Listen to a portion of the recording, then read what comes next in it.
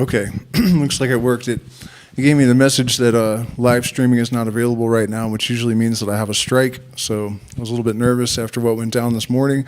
You guys haven't heard about that. I did a stream kind of exposing a certain senator last night, and then I got a bunch of like nitpicky violations from YouTube today, and nothing really came of it, but still.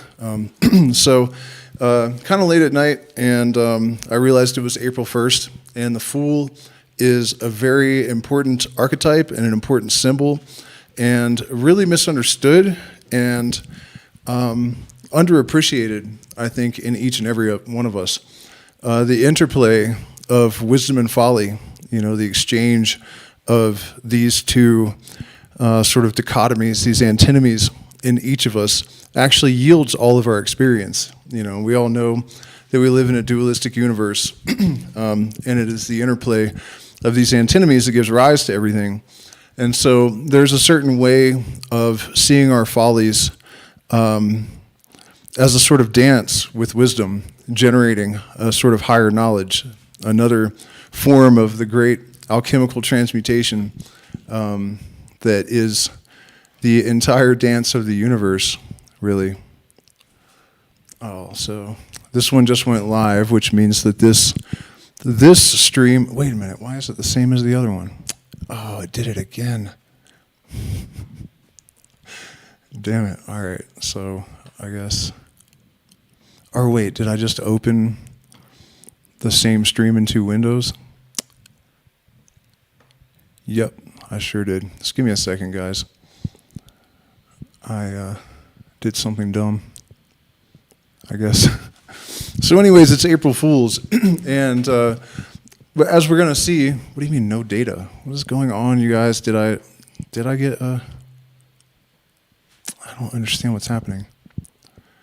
Did I get a strike? No. All right, we're good. Okay, so welcome to the other chat. The Fool also has all kinds of different archetypal expressions throughout all kinds of different cultures. And so there are all these variations. And we're going to look specifically at Aleister Crowley's Book of Thoth, sort of elucidation of the Fool and the number 0 and the breath and the Hebrew letters that are associated and all that sort of stuff. But I wanted to mention a personal story, something really strange that happened to me many, many years ago.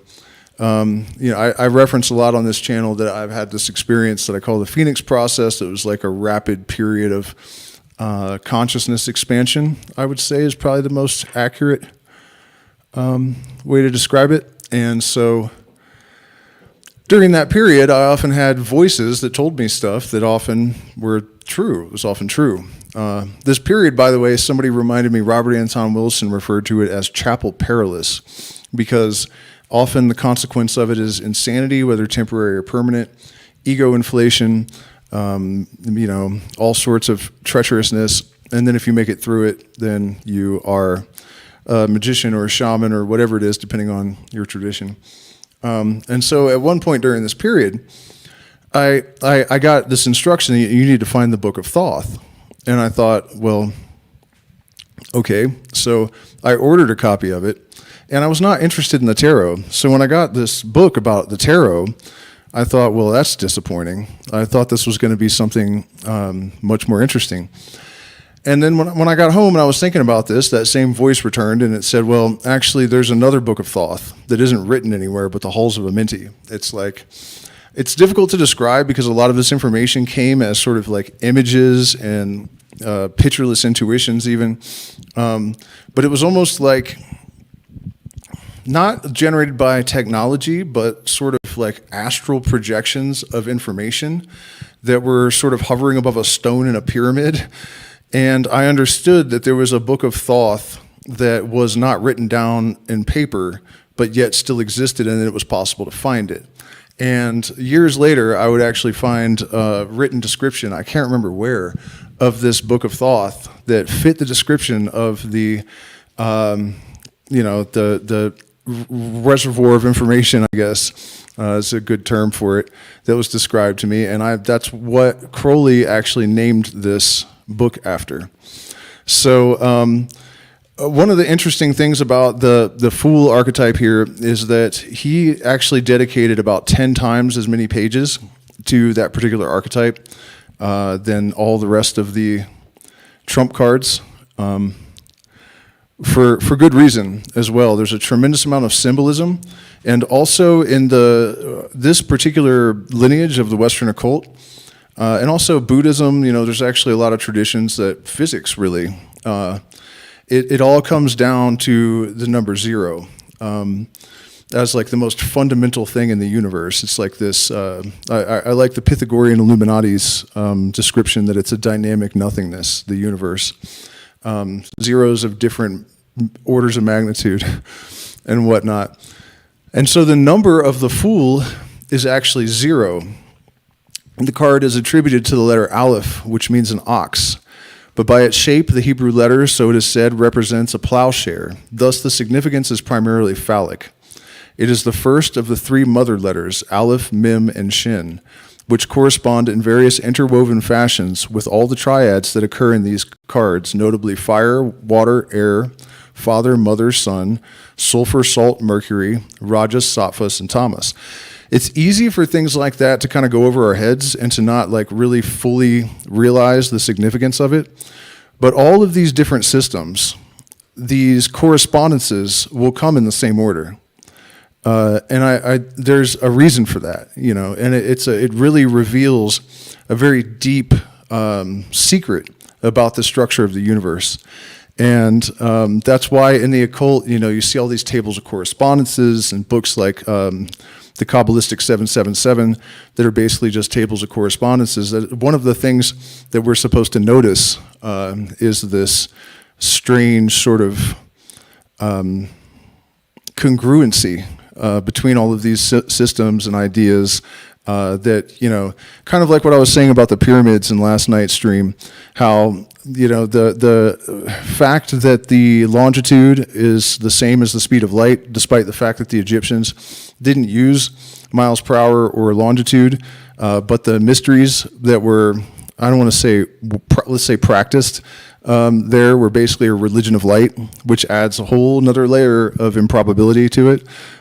So there's some constant where there's a metric, and that's why our systems correspond. So the meaning was the same, obviously.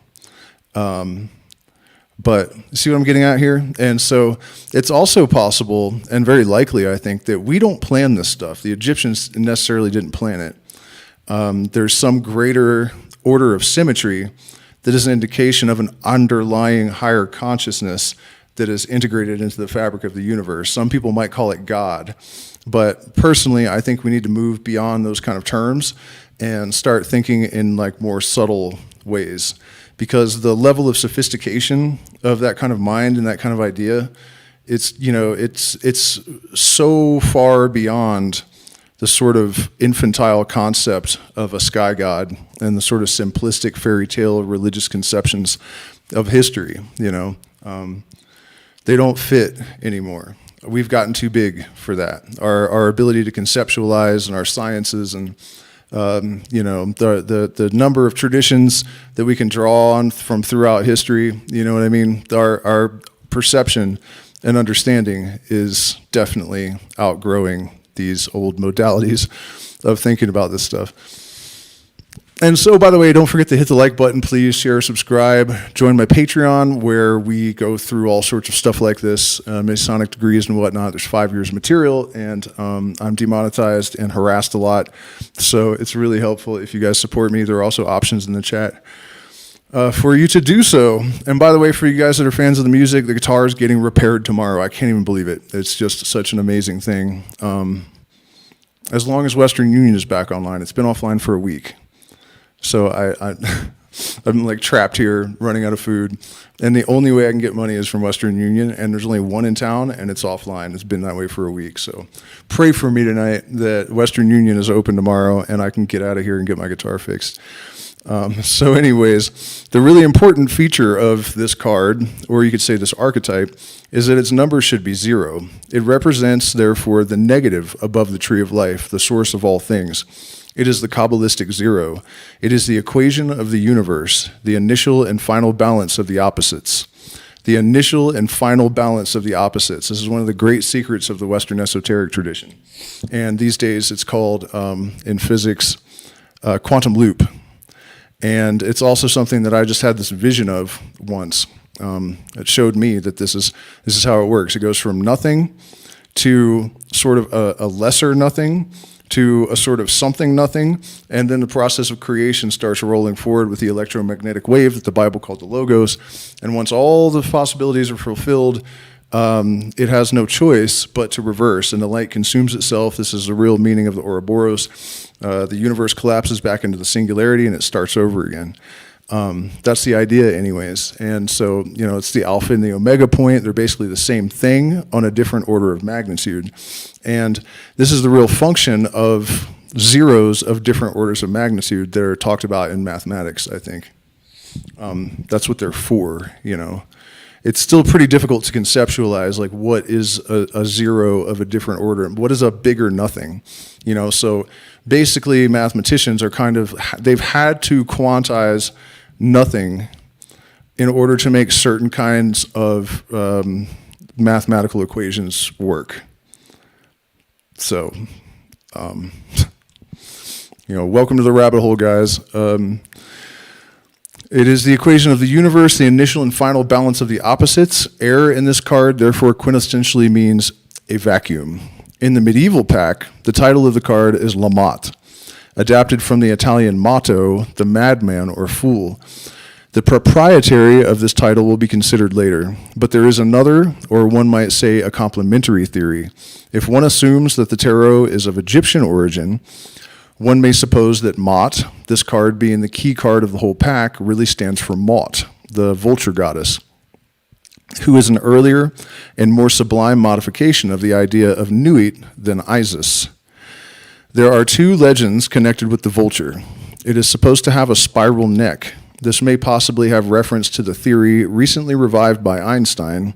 Science is always discovering little scraps of magical wisdom and making a great fuss about its cleverness. But mentioned by Zoroaster in his oracles, that the shape of the universe, the form of that energy which is called the universe, is spiral. The other legend is that the vulture was supposed to reproduce her species by the intervention of the wind.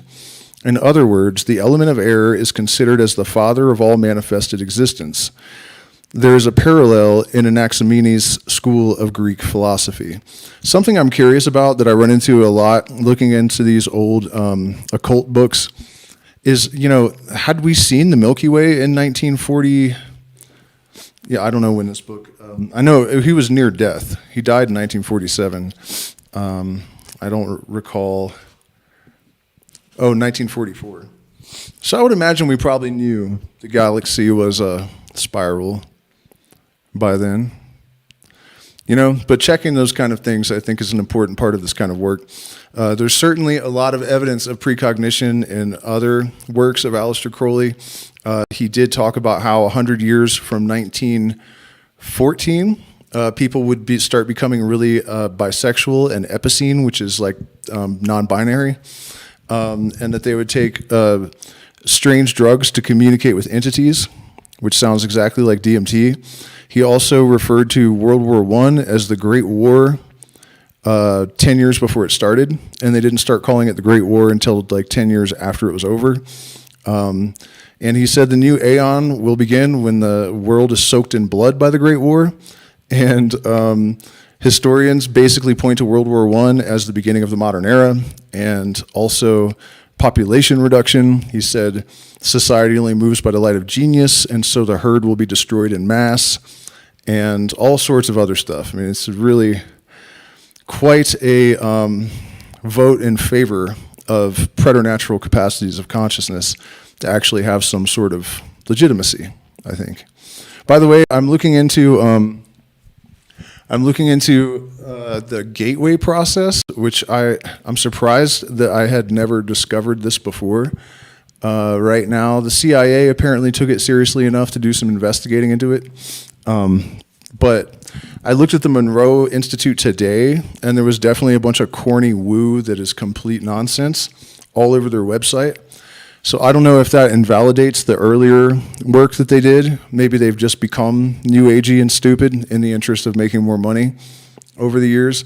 Or maybe it was always dumb and the CIA just, thought they should check it out and maybe discovered that it was dumb. So I'm going to keep looking into it, but I think there's probably a video coming. I was actually maybe just going to go through some of the top secret, formerly secret documents that I found online that the CIA made about this process. So I'm excited that we have that to check out in the near future. And so where are we? Form of that energy. The other legend is that the vulture was supposed to reproduce her species by the intervention of the wind. Okay, we already went through that. The card is therefore both the father and the mother in the most abstract form of these ideas. This is not a confusion, but a deliberate identification of the male and the female, which is justified by biology. The fertilized ovum is sexually neutral. It is only some unknown determinant in the course of development which decides the issue. It is necessary to acclimatize oneself to this, at first sight, strange idea. As soon as one has made up one's mind to consider the feminine aspect of things, the masculine element should immediately appear in the same flash of thought to counterbalance it. This identification is complete in itself, philosophically speaking. I think a mosquito just bit me on the inside of one of my eyelids, so having a bit of a problem all of a sudden. One must consider the question of the result of formulating 0 as +1 - 1. The result of doing so is to formulate the idea of Tetragrammaton. Okay, so this is one of the problems with a lot of Aleister Crowley's writings for the neophyte. They're so densely technical that it's no wonder that this stuff hasn't really caught on with the New Agers and stuff that just want some easy, fluffy. There is so much information packed into those last few sentences that describe and explain and hint at some of the most profound knowledge that you can possibly extrapolate from the universe. It's really, and I'm not surprised that this stream isn't holding people despite that fact. You have to have quite a bit of attainment and quite a bit of intelligence to process this stuff. And, it might be a little bit mean to poke fun at some of my audience that has bailed on us, but, when I see it, it does get on my nerves because I know that the antidote to a lot of the problems in the world is less intellectual laziness. I actually would, anyone that maybe they had other reasons, but if it was intellectual laziness, I would have no problem lining them up against a wall and shaming them in public for it. You know what I mean? It's one of the great evils of modern civilization. So let's go back a little bit and try to unravel a little of this. So there was a hint about the ultimate nature of the universe, right? So it started out as this absolute nothingness. And the thing about nothingness is that, a seed cannot grow anything it doesn't have the potential to express. Here's another thing about quantum loop theory, right? To think about this in the Hermetic sense or the shamanic sense, or just in an illuminated sense, I would say, a seed was once a tree, because before the seed was created and dropped, the sapling came up, the seed, and that ultimately that seed was, part of the genetic material, part of the spirit, part of the reality of that tree. And so if you think about a universe of nothingness becoming something, it kind of implies that it was that before, because that's how seeds work. Do you understand what I mean? So the idea basically is that nothing can create anything that it doesn't contain in itself, right? If you want ducks, you have to have ducks. Generally, even if you want money, you have to have money to make more money, right? So basically, you can think about the glyph of 0. It has a line that if you were to just traverse it and just keep traversing it, it would go around forever. So there's infinity, and then there's nothingness in the center. So even the glyph of 0 visually contains everything and nothing at the same time. And we know now that that's actually the structure of the physical universe, right? So taking that even a step further, mathematically, you can divide by 0 and extract infinity from nothing. And so we have this ability to demonstrate this knowledge in numerous ways. And I don't know if you guys noticed, but as I'm talking about this 0 and its function, there's like, it expresses this stuff in multiple different facets, right?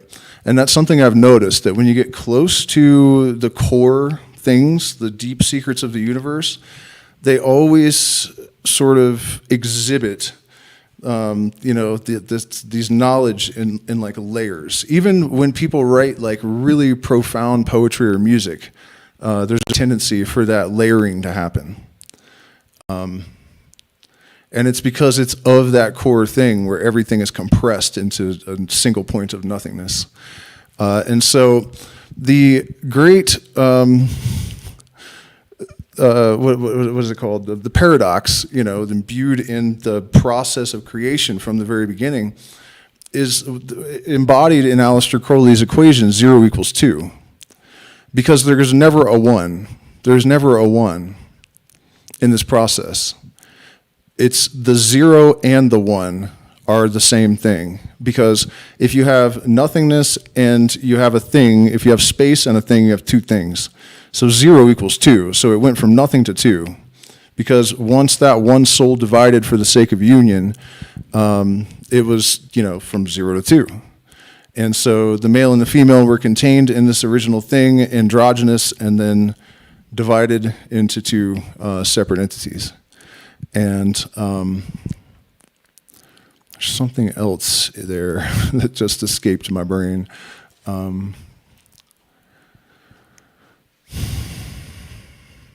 Yeah, well, that's enough, I think. That's good.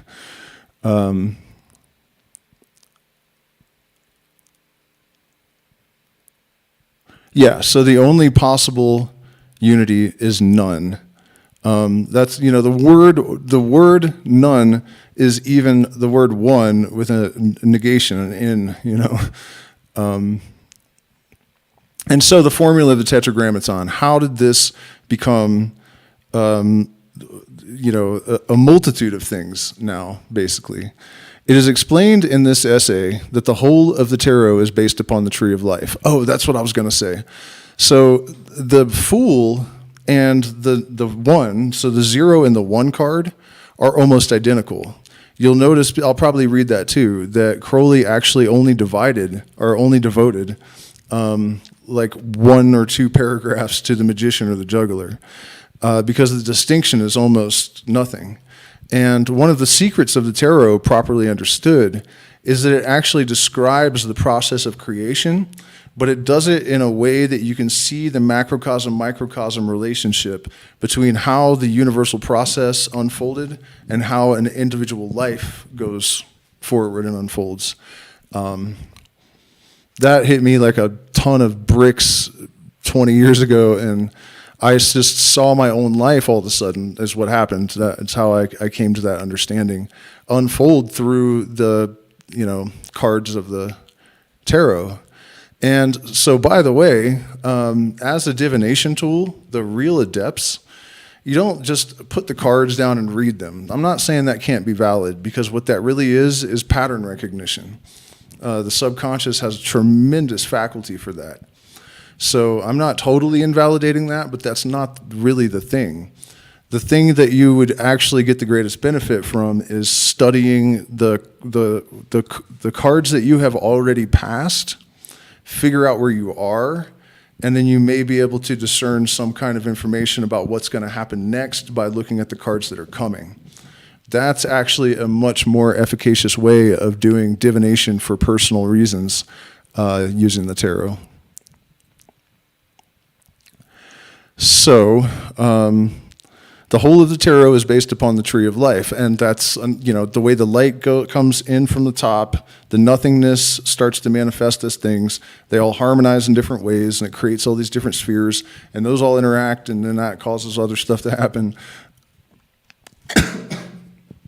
The tarot is almost just like a more detailed tree of life diagram. Sorry, I'm choking on coca.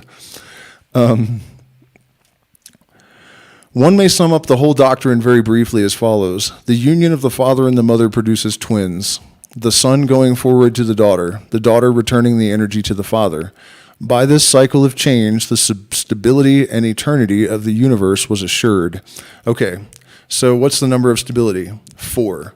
And so now we have the father and the mother and 2 twins. And the reason they're twins is that this process is a process of replication by matter of reflection. So I once had an ayahuasca vision where I saw all this happen and actually just watched it unfold in the geometries. And so it was like an emergence of different sets of numbers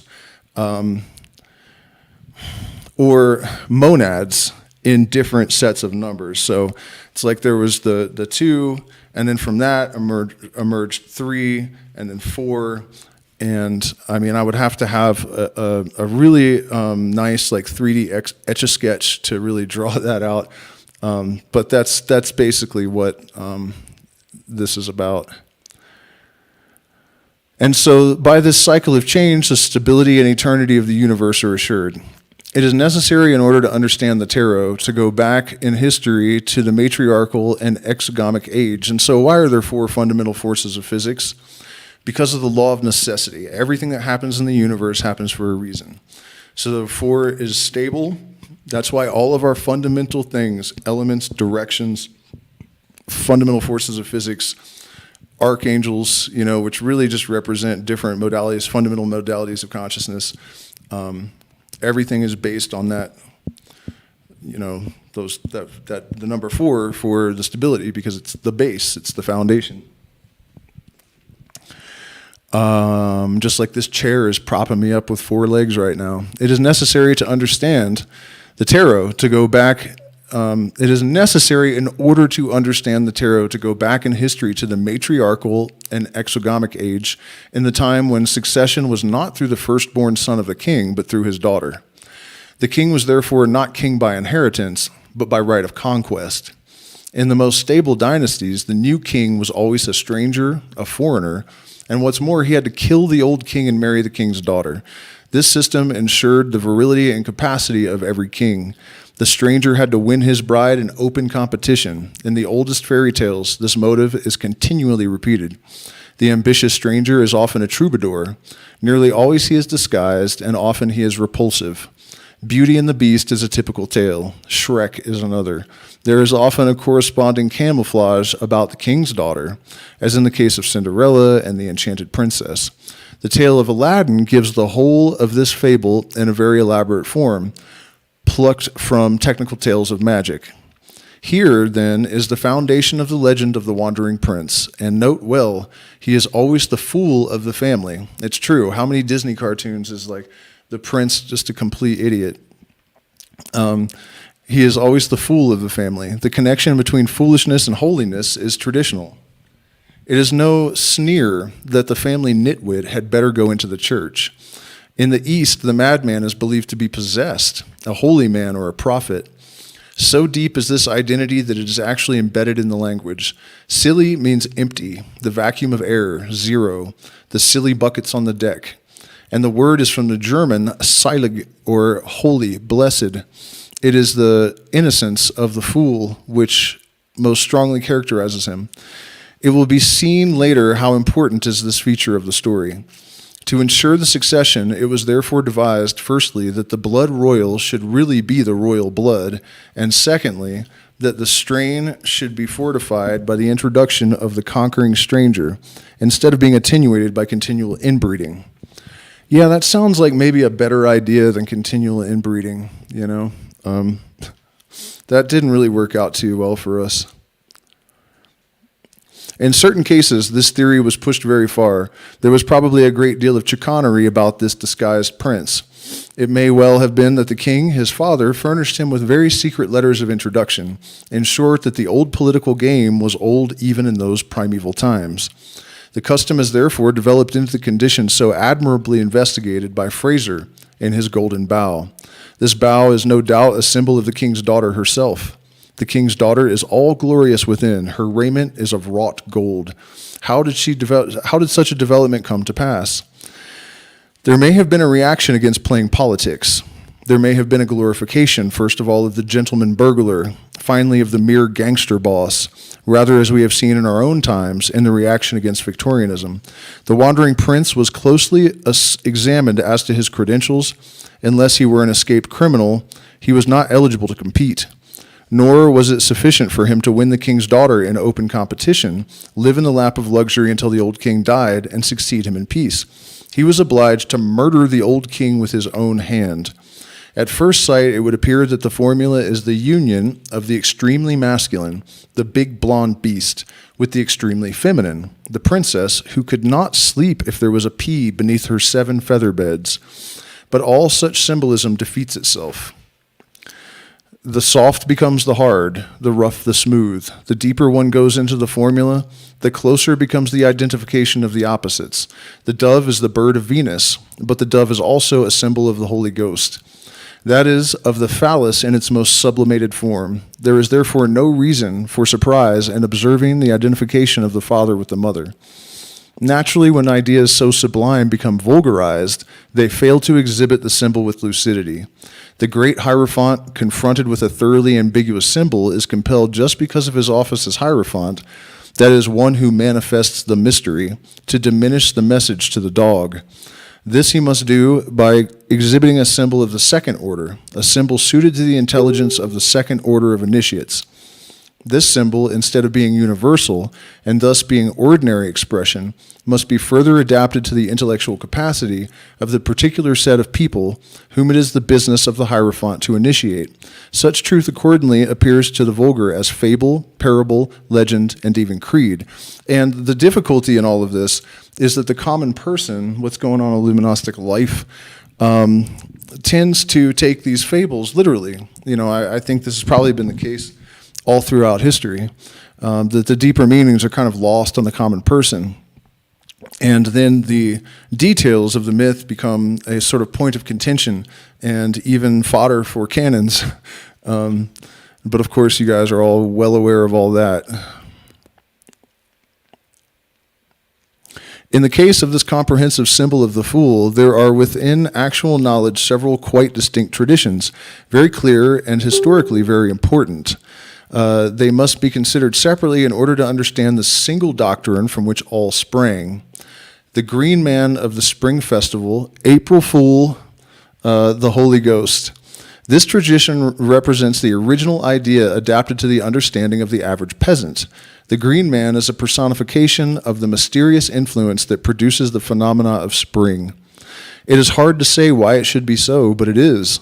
There is a connection with the idea of irresponsibility, of wantonness, of idealization, of romance, and starry dreaming. The fool stirs within us all at the return of spring, and because we are a little bewildered, a little embarrassed, it has been thought a salutary custom to externalize the subconscious impulse by ceremonial means. It was a way of making confession easy and controlling folly. And so there's a little clue to the real cost of having abandoned cultural ritual, basically. Of all these festivals, it may be said that they are representations in the simplest form, without introspection, of a perfectly natural phenomena. In particular are to be noted the custom of the Easter egg and the poisson d'avril. The savior fish is discussed elsewhere in this essay. The possession of the equinoxes has made spring begin with the entry of the sun into Aries the ram instead of Pisces the fishes, as was the case in the earliest times recorded. And in case you haven't sort of, grasped this aspect, one of the things that is implied here is that the precession of the seasons is really predicated upon a deeper energetic process that was the original process of creation. And so when we synchronize ourselves, which happens intuitively and naturally, but when we do it deliberately, we're not just bringing ourselves into congruence or conformity with the energetic state of nature at the time, there is a much deeper and more fundamental connection that is maintained. And that's why there are holidays and rituals and celebrations on these equinoxes and at these precise moments when these changes are, most pronounced. And so, the great fool of the Celts, there is a considerable advance on these purely naturalistic phenomena above described. And the great fool is a definite doctrine. The world is always looking for a savior, and the doctrine in question is philosophically more than a doctrine. It is a plain fact. Salvation, whatever that means, is not to be obtained on any reasonable terms. Reason is an impasse. Reason is damnation. Madness, divine madness, offers an issue. The law of the Lord Chancellor will not serve. The lawgiver may be an epileptic camel driver like Muhammad, a megalomaniac provincial upstart like Napoleon, or even an exile, 3 parts learned, 1 part crazy attic dweller in Soho like Karl Marx. Oh, this upper crust Victorian humor, right? There is only one thing in common among such persons. They were all mad, that is, inspired. Nearly all primitive people possess this tradition, at least in a diluted form. They respect the wandering lunatic, for it may be that he is a messenger of the Most High. This queer stranger, let us entreat him kindly. It may be that we entertain an angel unaware. And so, that is definitely something that we have all become aware of in the Western world with Terence McKenna's famous quote that the shaman is a madman who has healed himself. Another aspect of this is the idea that schizophrenia is really a matter of a defective filter in the nervous system. And it goes so far as that some anthropologists have called shamans essential schizophrenics because they're functional and they have a purpose that they serve. But it is a sort of compared to baseline normal consciousness, it's a sort of lunacy. And the people that exhibit these characteristics of having the access to this kind of divine knowledge often tend to be at least a little bit weird. And one of the characteristics of the fool is that it's a person that is supposed to not be able to really conform to society's standards. They're going to be socially awkward. They're going to be at odds with the status quo and unable to conform. The problem with the fool is that compared to the magician, he is irrational and he has a tendency to undo all the progress that he's made. So despite the fact that this wisdom he may be able to temporarily build constructs that allow him to gain political power or to form a cult or a religion or whatever it is, all sorts of different manifestations of this. He has a tendency to destroy it post haste in a lot of unfortunate cases. But, you can be your own savior. So a fool may graduate and become a magician. So closely bound up with this idea is the question of paternity. A savior is needed. What is the one thing certain about his qualifications? That he should not be an ordinary man. In the Gospels, people cavilled about the claim that Jesus was the Messiah because he came from Nazareth, a perfectly well-known town, because they knew his mother and his family. In brief, they argued that he did not qualify as a candidate for Savior because he was not a stranger. The Savior must be a peculiarly sacred person. That he should be a human being at all is hardly credible. At the very least, his mother should be a virgin, must be a virgin, and to match his wonder, his father cannot be an ordinary man. Therefore, his father must be a god. But as a god is a gaseous invertebrate, he must be some materialization of that god. Very good. Let him be the god Mars under the form of a wolf, Jupiter as a bull, or a shower of gold, or a swan, or Jehovah in the form of a dove, or some other creature of fantasy, preferably disguised in some animal form. There are innumerable forms of this tradition. In fact, my son is named after one, where it's a spirit or a type of shaman called a nagual. It's a nahuatl concept, I guess, and he transforms into a jaguar or a wolf, And interestingly, the first Warani woman that we met, like Warani to the point of still carrying a spear and, orange face paint and stuff, she, as soon as she met him, she said, you should call him Camperi, which is Warani for jaguar. And then when we met, I don't remember if it was Shuar in Gualaquiza. We were walking down the street, and some Shuar shaman looked at him and goes, Jaguar. And then when we moved to Talag also, they said you should have named him Jaguar. And so that's pretty wild, man. It really blew my mind that just kept happening. At any rate, attempts to...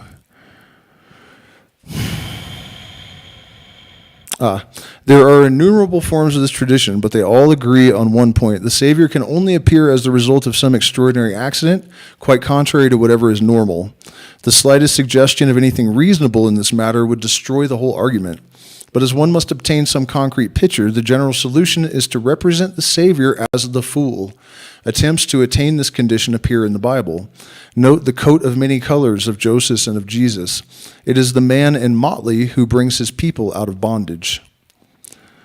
Call him Harlequin, and a Tetragrammaton eventually burlesquing the sacred family springs into sight.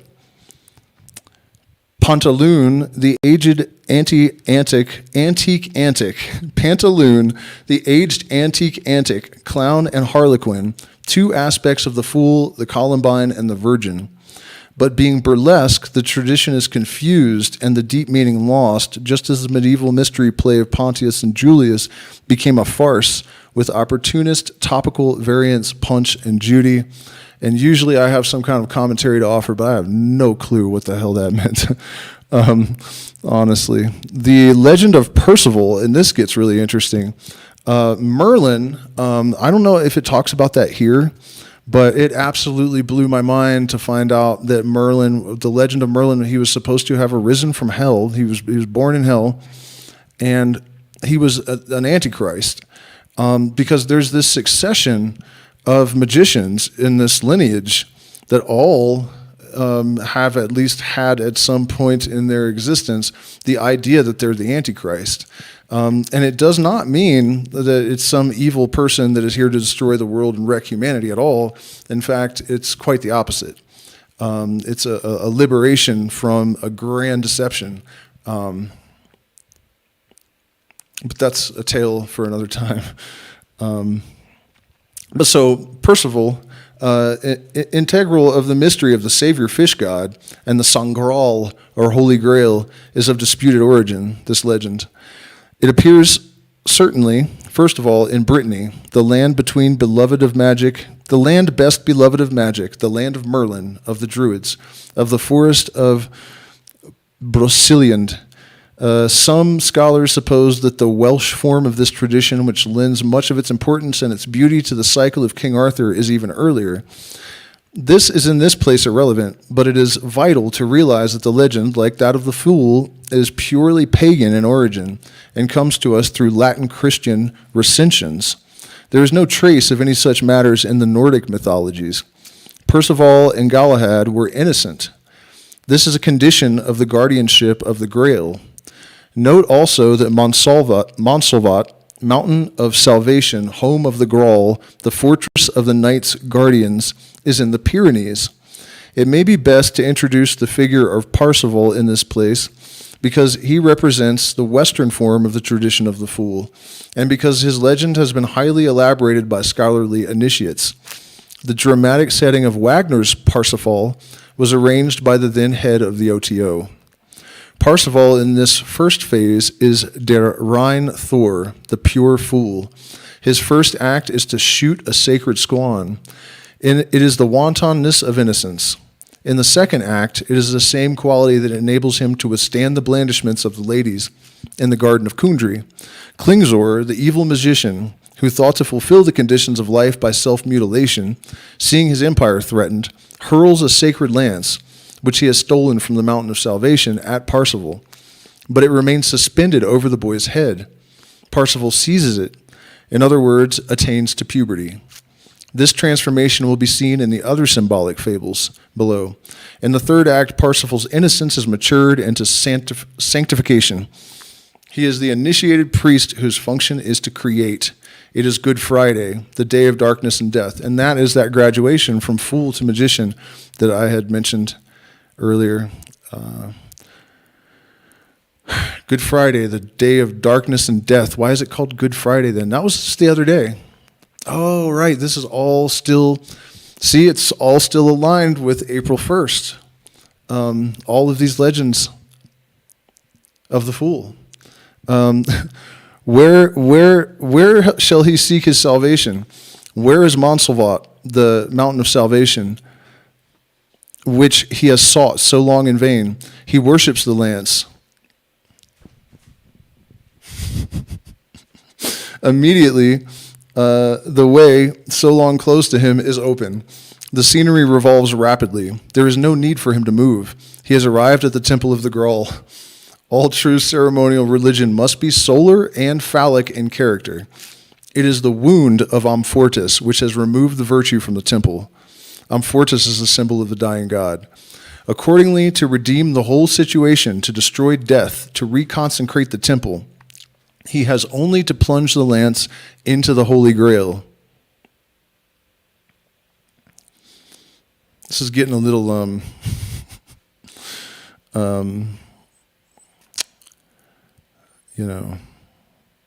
plunging lances into grails and stuff.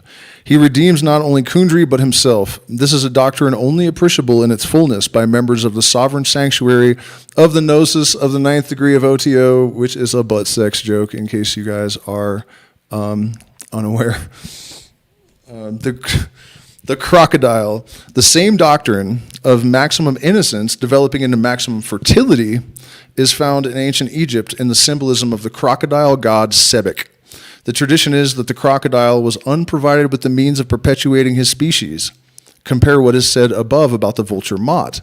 So we have the same sort of legend in a different animal. Not in spite of, but because of this, he was the symbol of the maximum of creative energy. Freud, as will be seen later, explains this apparent antithesis. Jeez, man, this is a long one.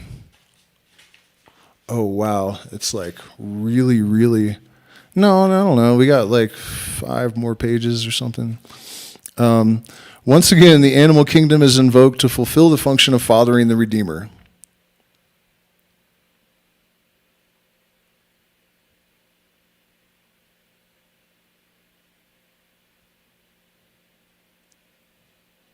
On the banks of the Euphrates, men worshipped Dagon, the fish god. The fish, as a symbol of fatherhood or motherhood or the perpetuation of life generally, constantly recurs. The letter N, nun, in Hebrew means fish, is one of the original hieroglyphs standing for this idea, apparently because of the mental reactions excited in the mind by the continual repetition of this letter. There are thus a number of gods, goddesses, and eponymous heroes whose legends are functions of the letter N. With regard to this letter, see Atu 13. It is connected with the north, and so with the starry heavens about the pole star, also with the north wind. And remember that the air, that the fool is the prince of air, and the reference is to the watery signs. Hence, the letter N occurs in legends of the flood and of fish gods. In Hebrew mythology, the hero concerned is Noah. Note also that the symbol of the fish has been chosen to represent the Redeemer, or Phallus, the god through whose virtue man passes through the waters of death.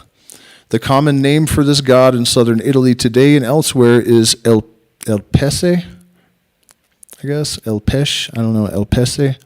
So also his female counterpart, Thais, is represented by the Vesica Piscis, the bladder of the fish, and this shape is continually exhibited in church windows and in the episcopal ring. In the mythology of Yucatan, it is the old ones covered with feathers that came up out of the sea. Some have seen in this tradition a reference to the fact that man is a marine animal. Our breathing apparatus still possesses atrophied gills. The first is Keter. Oh, sorry, I was like, wait, that doesn't make sense. Okay, so now we're on to Harpocrates, as another form of the fool and also the redeemer.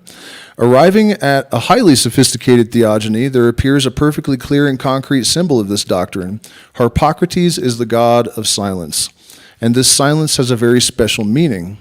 The first is Keter, the pure being invented as an aspect of pure nothing. In his manifestation, he is not one, but two.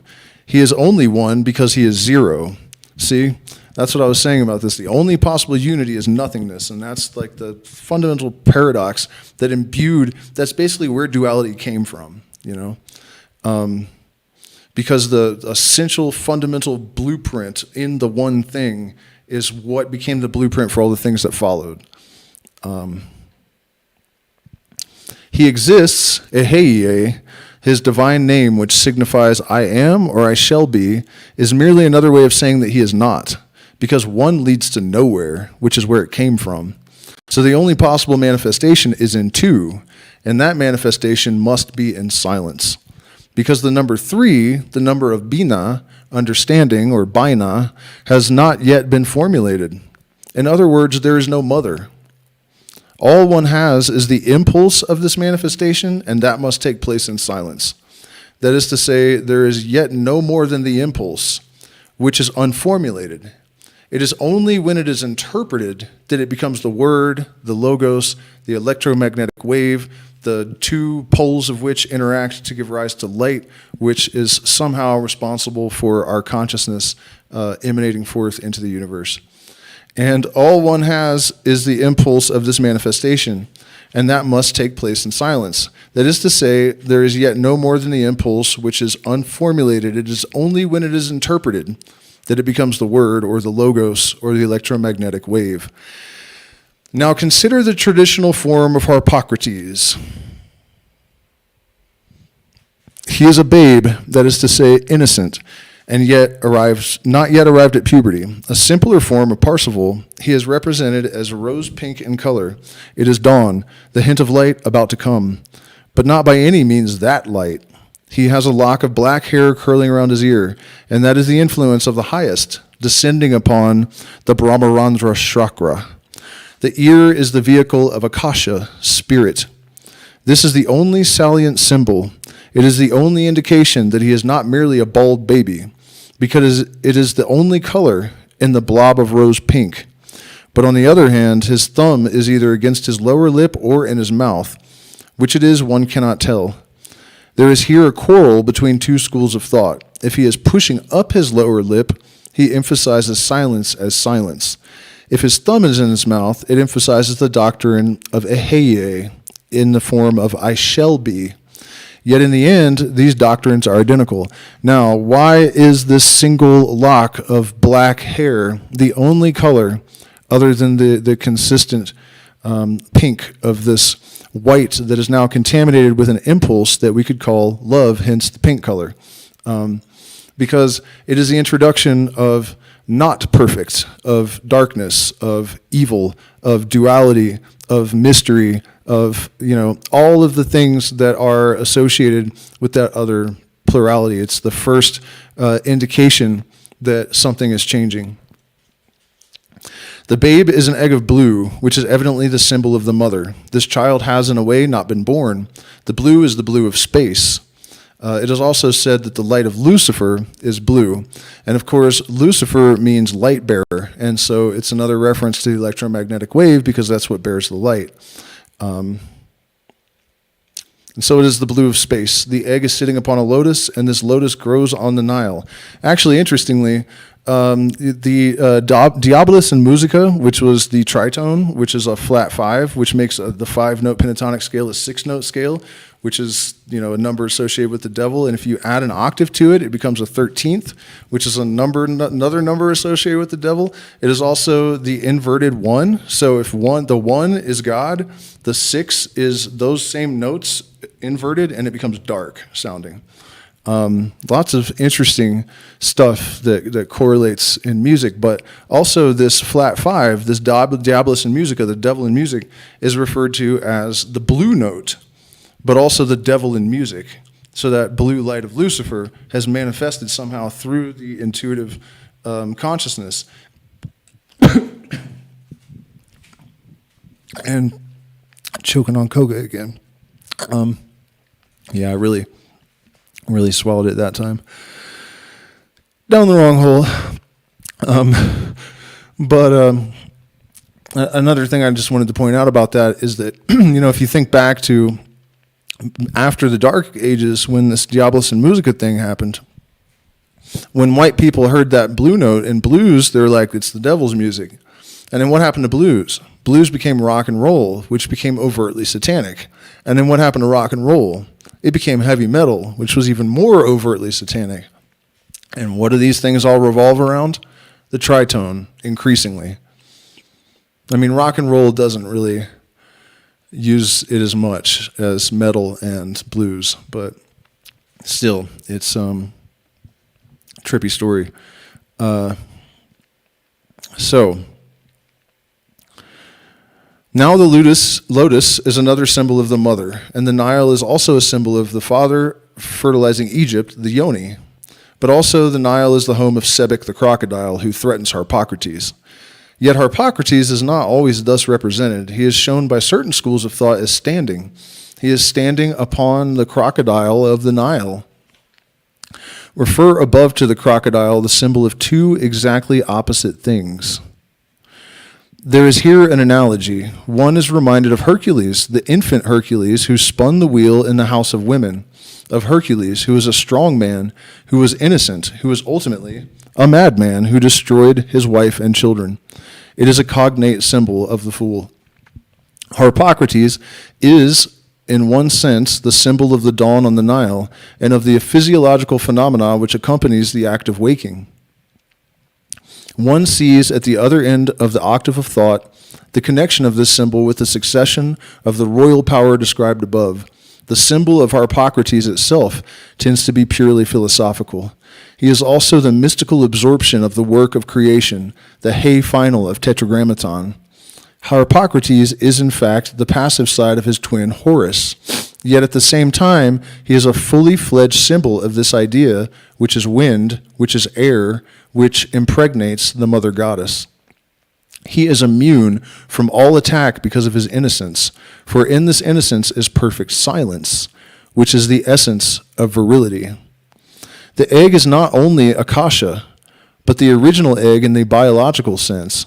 This egg issues from the lotus, which is the symbol of the yoni. There is an Asiatic symbol cognate with Harpocrates, and though it does not come directly from this card, it must be considered in connection with it. That symbol is the Buddha Rupa.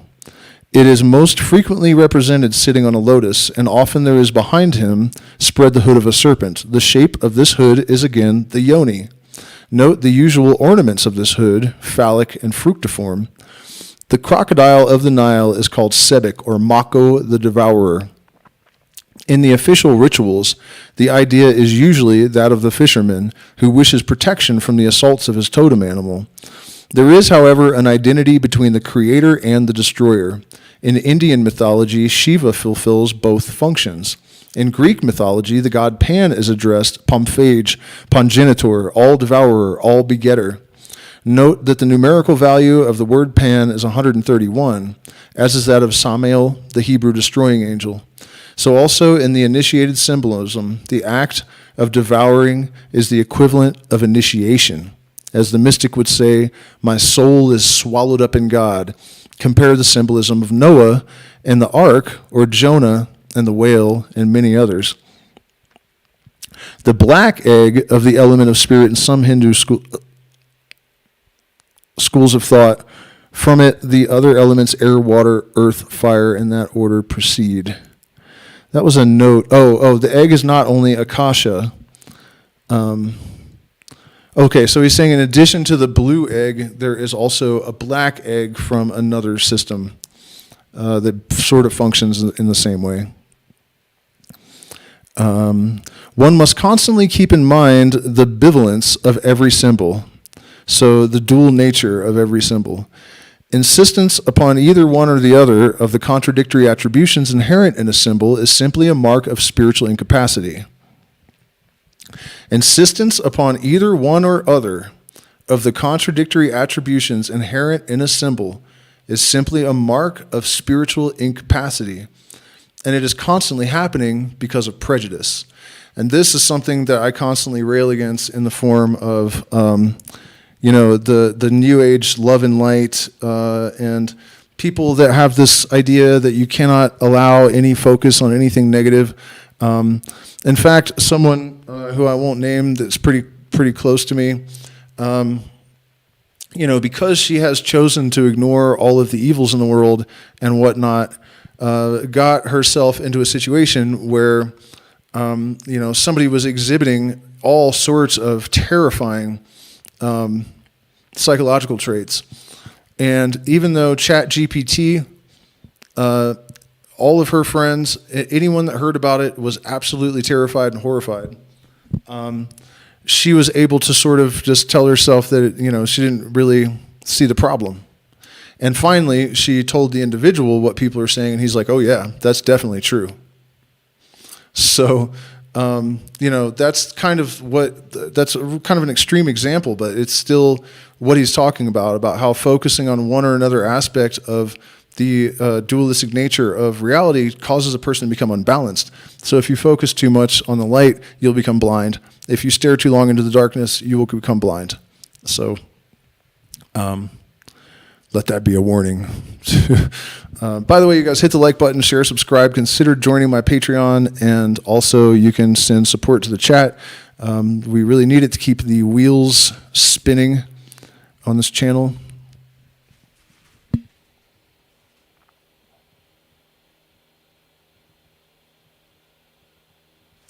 What's up, Neil? Devil went down to Georgia. He was looking for Soul to Seal. I'm not sure what all that's about. Okay, so where are we at with this? It's pretty good stuff, right? Right. It is the simplest test of initiation that every symbol is understood instinctively to contain this contradictory meaning in itself. So one of the ways to develop the capacity to do this is just to do it consciously, to combine every single thought, every single opinion, every single thing you think as regularly as you can with its opposite in order to sort of alchemize your thinking and transmute your contradictory thoughts into a third thing of a higher nature that's closer to the truth. You can kind of think of it as how like there are often chemicals that will interact that remove the sort of dross, and then whatever's left over is of a more potent or more active nature. So, when the right combinations are effectively applied, then this sort of transmutation occurs.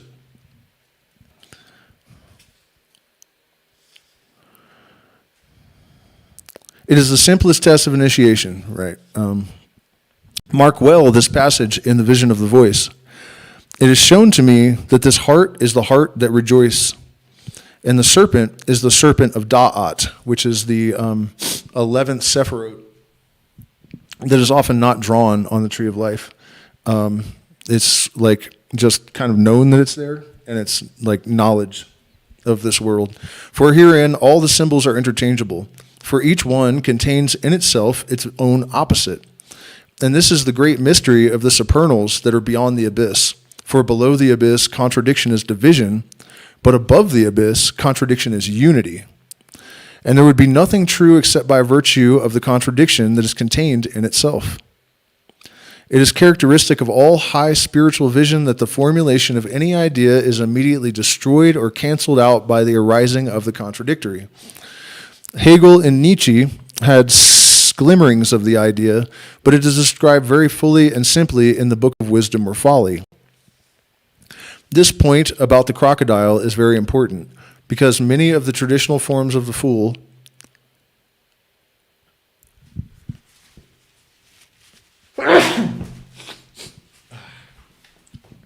the fool of the tarot show the crocodile definitely in the commonplace interpretation of the card. The scholiasts say that the picture is that of a gay, careless youth with a sack full of follies and illusions, dancing along the edge of a precipice, unaware that a tiger chases him and a crocodile awaits him below. In the view of the little Bethel, it is the view of the little Bethel. But to initiates, this crocodile helps to determine the spiritual meaning of the card as the return to the original Kabbalistic zero. It is the hey final process in the magical formula of Tetragrammaton. By a flick of the wrist, she can be transmuted to reappear as the original Yod and repeat the whole process from the beginning.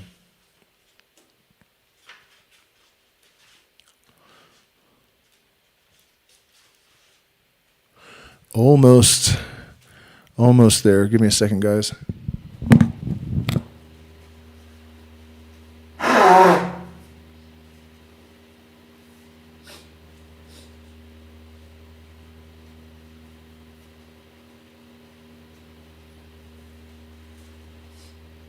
It's wild. Some of that coca that I inhaled ended up in my nasal cavity somehow. 11:11. I'm going to check in with the chats real quick, see if you guys have any comments or questions. Let's see. I tried to do that, but it is not that simple. Toxic positivity.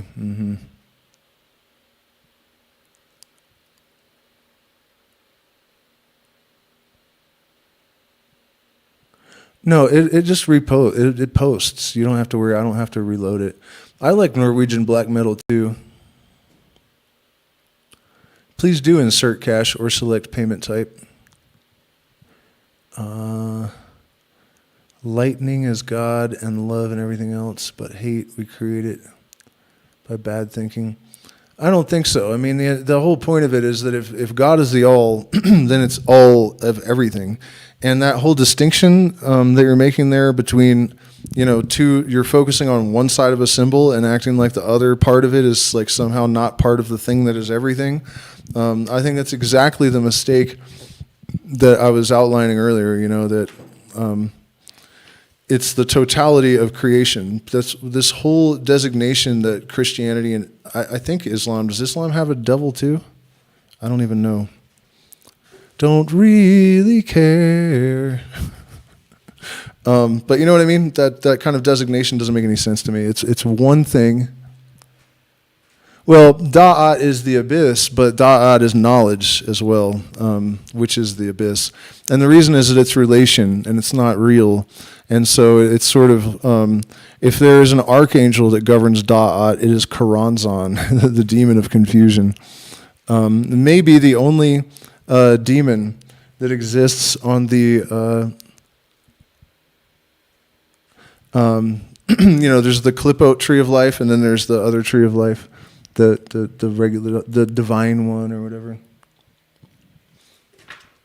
My favorite black metal band is probably still Cradle of Filth. I mean, it kind of dates me, but that song, Cruelty Brought the Orchids, I listen to that on ayahuasca all the time. It's fucking amazing. You'll bet you won't ever hear that sentence again.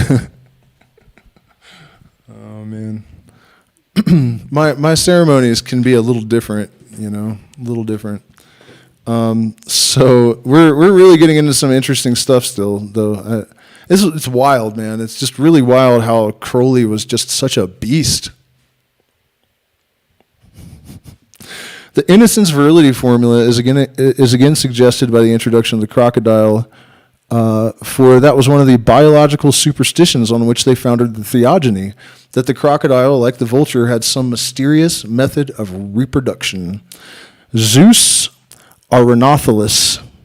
In dealing with Zeus, one is immediately confronted with this deliberate confusion of the masculine and the feminine. In the Greek and Latin traditions, the same thing happens. Dionis and Diana are twins and lovers. As soon as one utters the feminine, it leads on to the identification with the masculine and vice versa. As must be the case in view of the biological facts of nature, it is only in Zeus Arenothelus that one gets the true hermaphroditic nature of the symbol in unified form.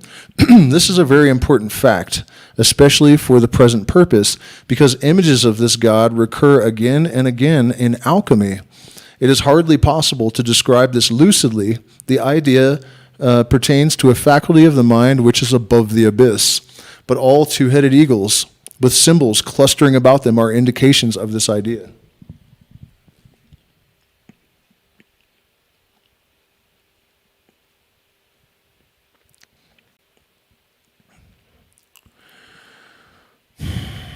Sorry, I got lost. Zeus is above the abyss. The ultimate sense seems to be that the original God is both male and female, which is, of course, the essential doctrine of the Kabbalah, and the thing most difficult to understand about the later debased Old Testament tradition. It was a tribal necessity of these savage wanderers to have an uncivilized and simple demiurgos for a god. The complexities and refinements of settled civilized nations were to them weakness. Observe that the moment they got a promised land and a temple under Solomon, he went whoring about after strange women and gods. This infuriated the diehard prophets and led within a few years to the breach between Judah and Israel, thence to the whole sequence of disasters that followed. And so the most difficult thing to understand about the later debased Old Testament tradition is that it represents Tetragrammaton as masculine in spite of the two feminine components. And so let's break this whole shit down plain. In the, I guess, Hebrew theogony, Jehovah is not a name. The name is Tetragrammaton, and it's not the name of God either. It is a 4 letters that are used to conceal the unspeakable name of God, lest you should accidentally speak it and destroy the universe. And so the Shekinah is the feminine aspect of God. The Elohim were maybe a group of men and women. So there are all these different, like Yod, He, Vav, He, Eloha, Veda'at, and all of these different, Adonai Haaretz. There's so many different names of God, and the reason the Jews did that is that it was such a big idea, as I was saying earlier, that this simple conception of some male sky god sitting around, doing whatever he does up there. It's, even the Jews were 2,000 years ago were well beyond that kind of conception. It was really the church and the people that came after that sort of reduced it to this like ridiculous bullshit. The Old Testament is actually, in its original form, is far more sophisticated, and Hebrew is an extremely difficult language. So, I can only imagine if the original translators probably were pulling their fucking hair out. I mean, it could even be that it wasn't so much a matter of malice or malintent, that they just were like, no, man, let's just break this whole shit down plain, simplify it. It's just too much to try to convey this the way it's actually written. And so,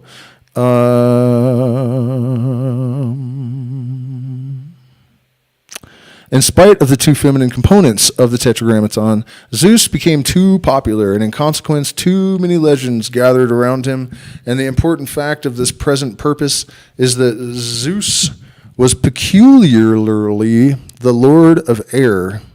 The earliest accounts relate the distribution of the 3 active elements as Dis, Pluto, to fire, Zeus, or Jupiter, to air, and Poseidon, or Neptune, to water. Men who sought the origin of nature in the earliest days tried to find this origin in one of the elements. The history of philosophy describes the controversy between Anaximander and Xenocrates. Later, Empedocles.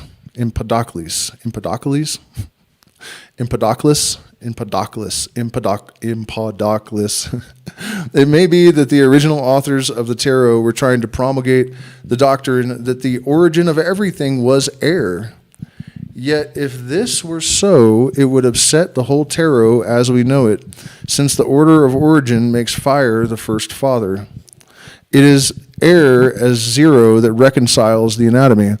And, you don't have lightning without moisture. And you don't have lightning without an impulse. And so it's sort of a illustration of the androgynous nature of the deity that, just to make Zeus the throwing bolts of lightning around. Because that capacity requires masculine and feminine interaction. And nothing can create anything that it does not have within its nature, that it doesn't contain within itself. So Yet if this were so, it would upset the whole tarot as we know it, since the order of origin makes fire the first father. It is error as zero that reconciles the antinomy. Dionis and Diana, it is true, were symbols of the air, and the Sanskrit Vedas say that the storm gods were the original gods. Yet if the storm gods really presided over the formation of the universe as we know it, they were certainly storms of fire. To this, astronomers agree. But this theory certainly implies an identification of air and fire, and it seems as if they were thought of as before light. That is, the sun before creative energy.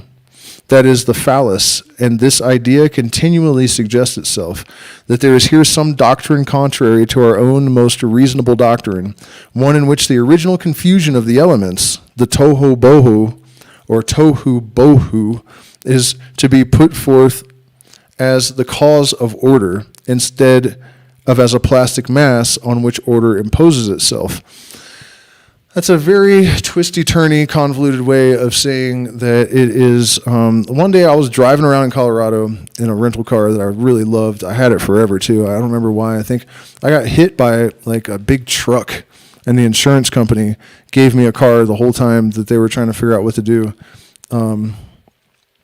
Like that's relevant for some reason, but yeah, I called it my Blueberry because it was like a 4-wheel drive, like a all-wheel drive little like blue round thing. And anyways, I was driving around in that thing, and I had this thought that God is the organizing principle. And in philosophy, the organizing principle is like the central idea that sort of like ties everything together. And so that's not exactly what I meant, but how I think of it now, what he was saying about how the elements are the things that actually organized and brought order to the universe. The oscillation of the electromagnetic wave is symmetrical, and it also has two poles. And so the imposition of order was conferred upon the chaotic primordial soup by this symmetry. And so that's pretty sure what he was describing there. That also is connected to the idea of the fire, the element of fire, that he was describing as the first like manifestation of elements. Why do I keep blurring out? So no system truly Kabbalistic makes air in the conventional sense the original element, though Akasha is the egg of spirit, the black or dark blue egg. This suggests a form of Harpocrates. In that case, by error, one really means spirit. However this may be, the actual symbol is perfectly clear and should be applied to its proper place. So, air is not spirit. Spirit is light. The fifth element is light. It's not fire. It's not water. It's not air. It's not earth. It's the quintessence. And so, that idea that air is spirit definitely doesn't fly with me. And then we are on to Dionis and Bakas. I didn't know that these gods had first and last names, Dionysus Zagreus and Bacchus Diffuse. It is convenient to treat the two gods as one, Dionysus and Bacchus. I had always thought they were, really. Zagreus is only important to the present purpose because he possesses horns, and because in the Eleusinian mysteries it is said that he was torn to pieces by the Titans, but Athena rescued his heart. Thank you, Athena. Rescued his heart and carried it to his father Zeus. His mother was Demeter. He is thus the fruit of the marriage of heaven and earth. This identifies him with the vow of Tetragrammaton, but the legends of his death refer to initiation, which accords with the doctrine of the devourer. And so for those of you that might not be well versed in Tetragrammaton theory, YHVH Yod He Vav He, it does not spell Jehovah. You're not supposed to try to say it. That's why 4-letter words are cursed. Because if you say the Tetragrammaton, you actually pronounce it correctly, you destroy the universe. And so Yod He Vav He, they are all an element, and they're also the king, the queen, the prince, and the princess. And there are all these different permutations, and there's a lot that comes. It seems like a silly little 4-letter word. Love is also a 4-letter word, according to Bob Dylan. But so I'll tell you something trippy, though, about this. The Hebrew language, remember way earlier in the stream, man, I got to get up early, too. We're almost done. Pay me, damn it. At least hit the like button, share, subscribe, but you should definitely pay me, too. It's really great to survive and stuff. So the Tetragrammaton, 4 letters, right? And I was saying that when things are close to the central secret, they tend to have layers of meaning. Like the glyph of 0 has a line that goes around for infinity, but then it has nothingness in the inside, so everything and nothing is even in the symbol. And then you can also divide by 0 and get infinity, so you can mathematically derive infinity from nothingness. And so your success is your proof. You know what I mean? This is like, with a real spiritual knowledge, you can actually show people it does stuff. You know what I mean? It's not like faith where you're just like, the name of God is X, Y, and Z, and that's just because I think so, derp. Not trying to put down other people's spiritual traditions, but religions aren't spiritual traditions. They're literally donkey shit that should be lit on fire and then stomped out into the ground. So, what was I saying about this? Okay, so Hebrew has 3 layers of meaning at every letter: the number, the picture, and the sound. And so some of them have more because you can put a dot on it, or if it's at the end of a word, it has another numerical value. Really complicated stuff. And so back to the Tetragrammaton is the 4 elements. And so the letter Shin is spiritual fire. It's not normal fire. It's like elemental fire. And if you take that and you drop it down into the center of the Tetragrammaton and you speak the word, it's Yoshua, or Savior. So the matter is redeemed by this spiritual light, right? So no one could have planned that, you know what I mean? And Hebrew does that kind of thing a lot. So there's a reason we use Hebrew letters and also Greek a lot, but more because it's dead. Not dead, but Latin, Greek, and Hebrew, but Hebrew primarily because it's alive, basically. This is funny, one language because it's dead, and the other language because it's alive, and it's all about combining opposites. At any rate, so we are talking about, this identifies him as the vow of Tetragrammaton, but the legends of his death refer to initiation, which accords with the doctrine of the devourer. And so we're talking about Zeus again. In this card, however, the traditional form is much more clearly expressive of Bacchus diffuse, I guess, or dipuis. I don't know how to say it. Probably Diphues. Diffuse. There, we'll say that. Who represents a more superficial form of worship. The ecstasy characteristic of the god is more magical than mystical. The latter demands the name Iacchus, whereas Bacchus had Semele for a mother, who was visited by Zeus in the form of a flash of lightning, which destroyed her. Well, that was nice of him. But she was already pregnant by him, and Zeus saved the child. Until puberty, he was hidden in the thigh or the phallus of Zeus. Hera, in revenge for her husband's infidelity with Semele, drove the boy mad. Man, these people are fucked up. This is the direct connection with the card. The legend of Bacchus is, first of all, that he was diffuse. Double-natured, so diffuse. There we go. I get it.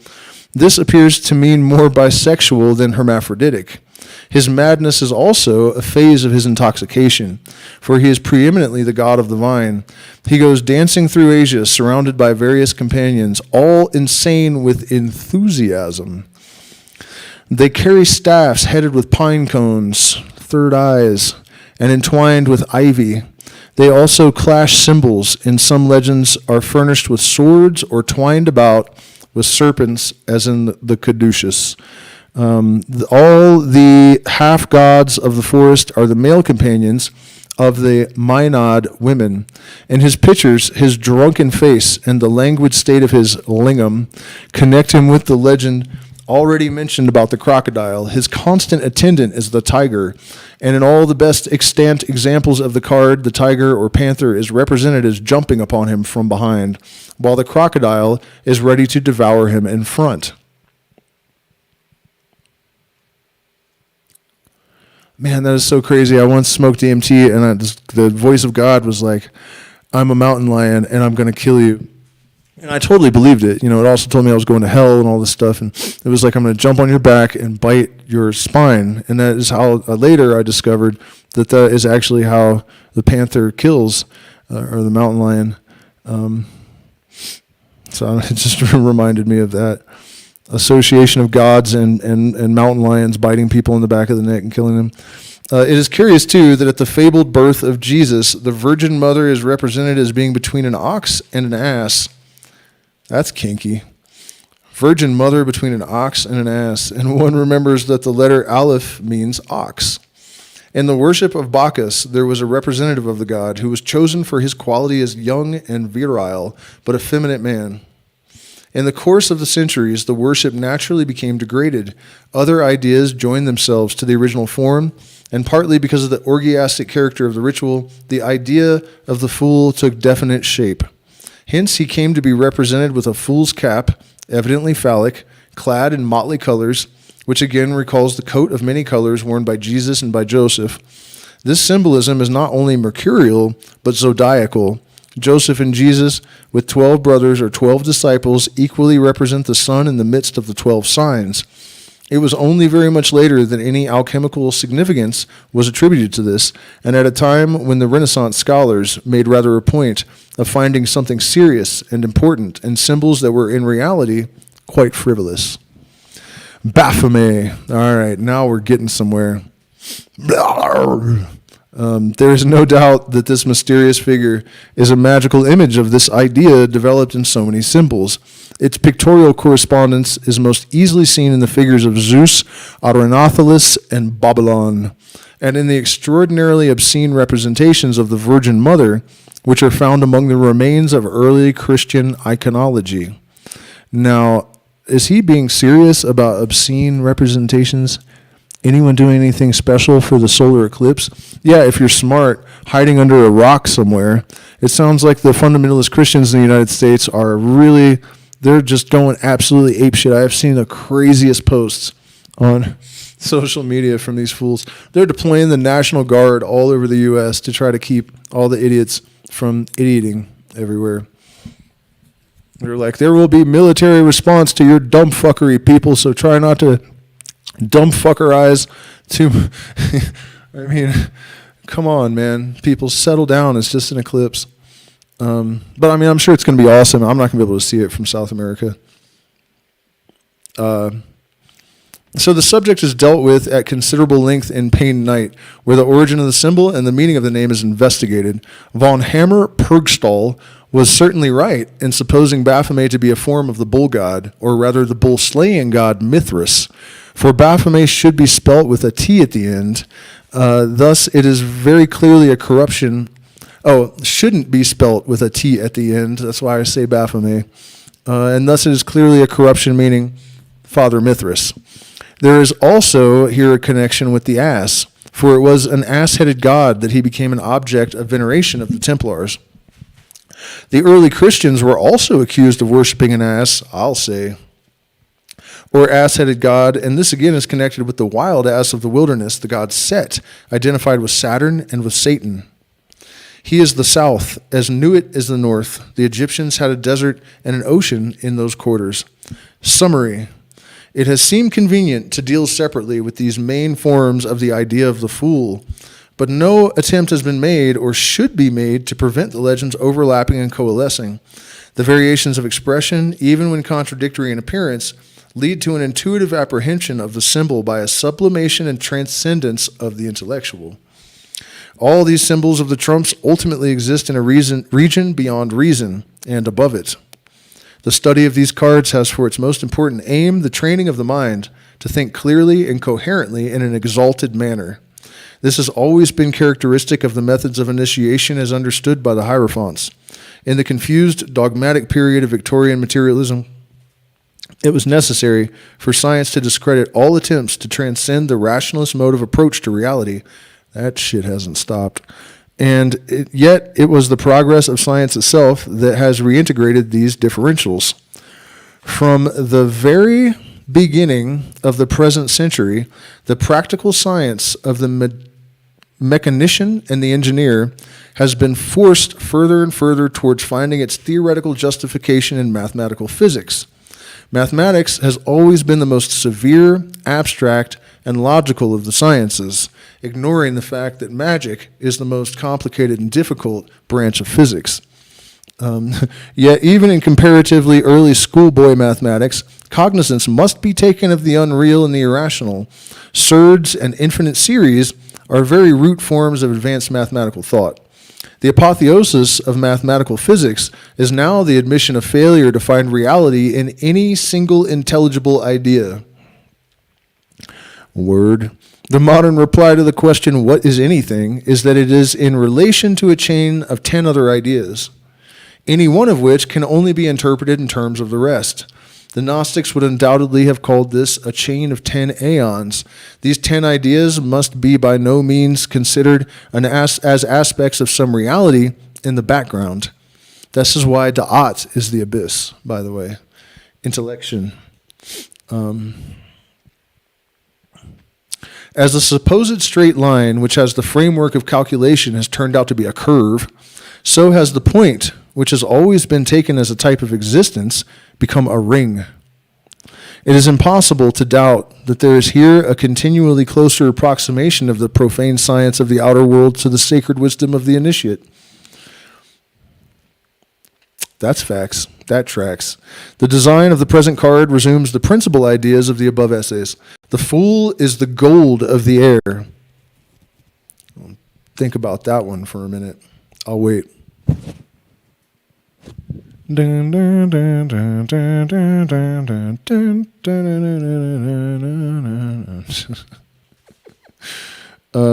the horns of Dionysus Zagreus, and between them is the phallic cone of white light, representing the influence of the crown, Keter. See the position of the path of Aleph on the tree of life. He has the horns of Dionysus Zagreus, and between them is the phallic cone of white light representing the influence from the crown upon him. He is shown against the background of air, dawning from space, and his attitude is that of one bursting unexpectedly upon the world. We're talking about the design on the card now. He is clad in green according to the tradition of spring, but his shoes are of the phallic gold of the sun. In his right hand he bears the wand, tipped with a pyramid of white, of the All-Father. In his left hand he bears the flaming pine cone, of similar significance, but more definitely indicating vegetable growth, and from his left shoulder hangs a bunch of purple grapes. If I'd known he was going into this description, I would have put the image on the damn thing. So let's just do that right now, actually, because I have technological capabilities, and I'm hoping that within like 6 months, I'll be able to be like, yo, chat GTP, pull up, like, it'll be like Rogan and his bitch, what's the guy's name? Jamie. And I'm not being mean to Jamie, dude. People say that Rogan is abusive to that guy. So that's the story, that he actually is, like, he'll do it on camera too. And some comedian called him out. It's like, this guy's fucking abusing Jamie, dude. So, all right, let's get into this image. The fool.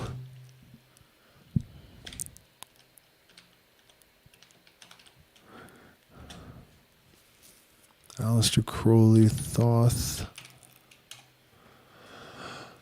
Images.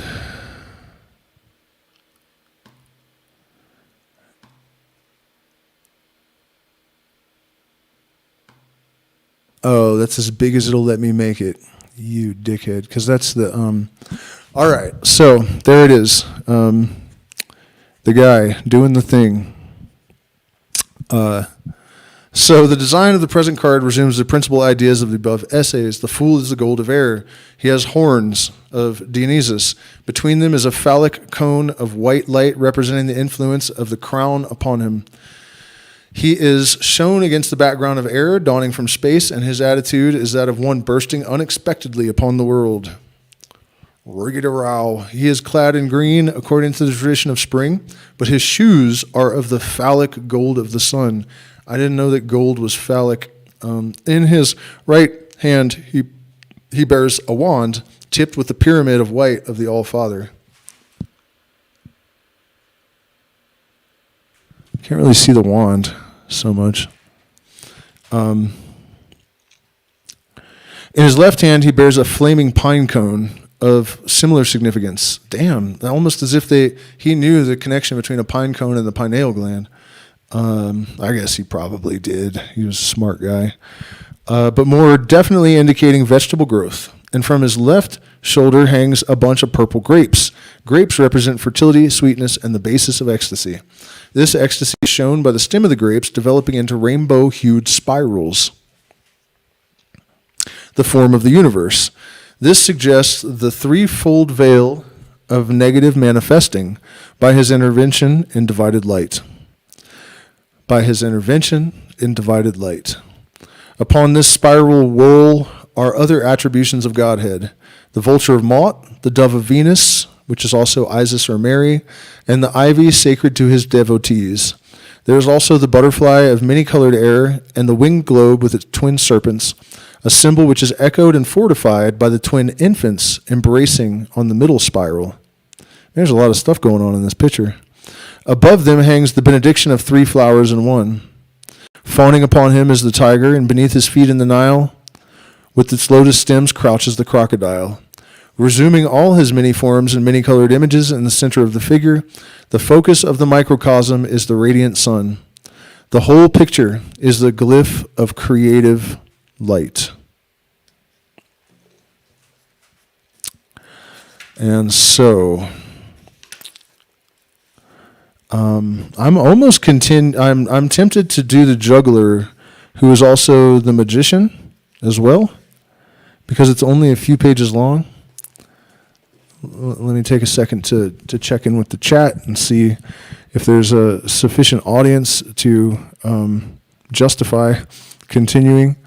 Let me look at my PayPal and Patreon and see if you guys are fired or not, real quick.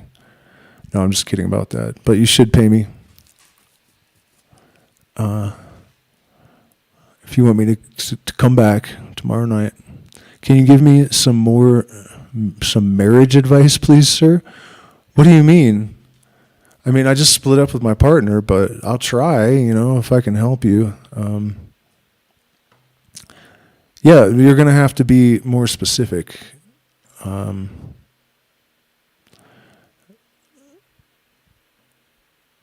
If I would say don't, probably. Satan and God is not separate. That is correct. If either is real at all. Are you reading from Morals and Dogma? No, this is the Book of Thoth tonight.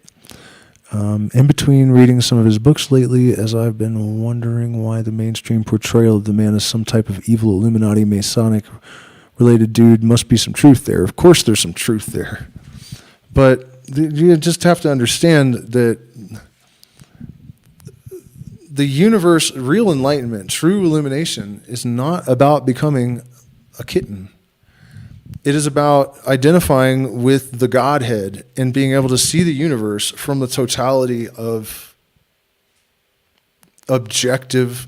What is that Tool song where the Merkaba, where they just kind of break it down in the middle and there's all these wild drums and I should play it. Oh, they'll kill my stream. I can't. Man, that's too bad. And he just starts saying omniscient, omnipotent, omnipresent, without judgment. Without judgment. Our bodies are light. We're eternal. Omnipotent, omniscient, omnipresent, without judgment. That's it. And Crowley once said beautifully, I think, that the real goal of the abscissimus, which is an initiate who has attained to the highest possible level, basically a god in a meat suit, fully realized being, that the goal is to become like he in whom glory and suffering are indistinguishable. Because the consciousness that lies behind the experience and expression of the universe is neutral. And we are extremely uncomfortable with that, because everyone wants to believe that you can align yourself with the good side, and then you're not going to get serial murdered or whatever tomorrow. Your kids aren't going to die in a car accident on their way home from school tomorrow or whatever. You know what I mean? Like, we want to feel protected and special, and like we have aligned ourselves with the one true God and the light side of, and I'm not saying that it doesn't afford some protection to align yourself with illumination and enlightenment and try to be good and all of that stuff. And for me, there's a difference between what I understand about the universe and who I am in the universe, right? So there is the fact that I know that evil creates good and good creates evil, and we're just kind of stuck in this dualistic trap. And so from the point of view of the initiate, you know, the White Lodge doesn't look down on the Black Brothers, because we know they're sacrificing themselves to commit to their selfish evil ways in order to redeem the world. And that is the formula that is so secret and that is so terrifying for people to try to understand, that the opposites create each other. And so it's a very dangerous knowledge. It's why it's been secret for so long. And the reason I'm telling you this shit right now is that the adepts in the last 100 years have been saying it's time to end the secrecy. So, you know, believe it or not, but what I just told you, that's the secrets of the Illuminati. That's the secrets of the Freemasons. That's the secrets of the Eleusinian mystery. That's like way up high. Like once you get to the crux of the, you know, the eye on the top of the pyramid, that's basically what you understand. And then once you have that knowledge, you have to decide, how are you going to compartmentalize? You know, are you going to align yourself with good or bad, or are you going to do both? And it's your choice. And there's no fear not that any God will judge thee for this. You know, enjoy all things of sense and rapture, and fear not that any God will deny thee for this. That's the reality. That's the reality. You're here to experience things. And, you know, and from the point of view of the universal mind or God or whatever you want to call it, it's all just the experience. So it doesn't matter, like the most horrible thing you can possibly think of experiencing, the mind, the consciousness that lies beyond this is down for that experience. And saying it wants it is a little bit too like anthropomorphizing, or however that word, anthropomorphizing, is that right? You know what I mean? But it's something like that, you know. So, you know, Crowley was not a perfect person, but what he would say was that he was, you know, the most honest prophet. If you imagine Charles Manson's followers had written his story, he'd never gotten caught, it would read just like the Bible. They would have painted him just like Jesus in the Bible. So, you know, we don't live in a comic book. We live in a reality where human beings live, and they're imperfect, and they do stuff. And some of them attain really high levels of consciousness. And as far as I can tell, like, I have never seen anything even remotely close to Aleister Crowley. You know, I've searched high and low. I've never seen anything like it. I mean, just his ability to just like plainly lay out all these secrets of the mysteries is fucked up. It's literary pyrotechnics of the highest order, you know, and it is a form of mysticism, or an expression of mysticism, that is absolutely unrivaled by anything else. You know, and there's really no doctrine to it. There's no dogma. There's nothing like that. It's just a description of the universe. Like, okay, here's how it works. These are the fundamental parts, and this is how they interact. And then, you know, this is our job to figure out our true will. What is our deepest, most profound orientation? And, you know, what is it we're supposed to be doing? Here, let me get my my beautiful mug back up on the screen. What was I saying? Yeah, you know, and then, you know, he once said, somebody asked him, like, is it true that you are a black magician? And he said, that is irrelevant to you. If it is my true will to be a black magician, that's my true will. And I'm not saying to do as I do in that sense. You find out your true will and cut your own path through the jungle. You know, everyone. It's about fierce individualism. You know, and realizing the sovereignty of the individual will, but also the obligation that comes with that. Because if you really believe that you are obligated to your will, then you are bound to. For me, you know, it means at 44 years old, almost 45, I have to study calculus in my spare time and learn fucking, what was it, linear algebra and all this stuff, because of my purpose. I am bound to all of this tedious work for the rest of my life until I die, and also to do live streams and stuff and play music. And, there's all these different ways that I can express that fundamental purpose. But I'm absolutely bound to it, and it dictates my behavior in every moment. So it's a crazy thing, because people think like, okay, so do as thou wilt shall be the whole of the law. They forget the second part, love is a law, love under will, right? So there is that sort of be nice kind of undertone to it, right? But it actually means the total loss of your freedom in the interest of attaining your freedom, because everything contains its contradiction. You'll never get around it. You'll never get around it. It's an absolute law, and you cannot transcend it. You cannot go under it. You cannot go around it. That's just what's hood. It's just what's hood. And that's that, because if you absolutely commit to your true will, and every breath, every thought, every deed, everything you do is constrained to this purpose, your freedom is gone. So the irony of it is, do as thou wilt should be the whole of the law, means that you're a motherfucking slave to your higher self now. So what is that, Marilyn Manson's song?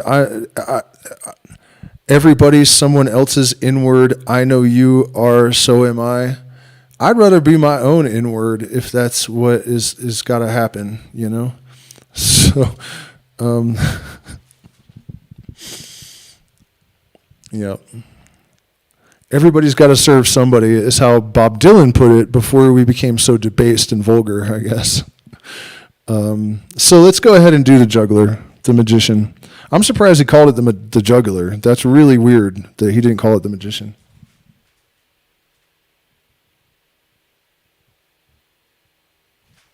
Yeah, well, the irony too, though, is that Liber 15, the Gnostic Mass, there's no part of me that's not of the gods. He also said there is no God where I am. So this card is referred to the letter Beth, which means a house, and is attributed to the planet Mercury. The ideas connected with this symbol are so complex and so multifarious that it seems better to attach to this general description certain documents which bear upon different aspects of this card. The whole will then form an adequate basis for the full interpretation of the card through study, meditation, and use. The French title of this card in the medieval pack is La Bateleur, the bearer of the baton.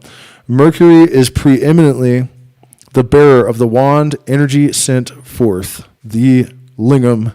This card therefore represents the wisdom, the will, the word, the logos by whom the worlds were created. It represents the will. In brief, he is the Son, the manifestation in act of the idea of the Father. He is the male correlative of the High Priestess.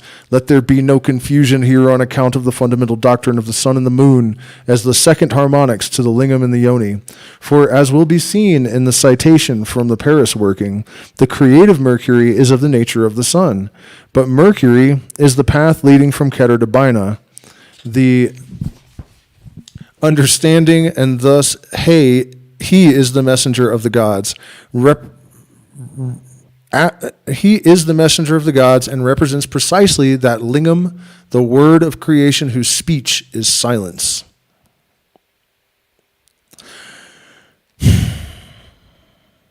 So Mercury being of the nature of the sun. Let's talk about this one just a little bit. I talk about this all the time, I know, but it's such a great example of this sort of universal mind manifestation. Mercury is the closest planet to the sun. The sun is symbolic of gold. If you take the metal Mercury and you charge electricity, knock a proton off of it, it becomes gold. Mercury is of the nature of the sun. Metal Mercury becomes gold, which is symbol of the sun. Who's writing the script? Jesus. No, he's not writing the script.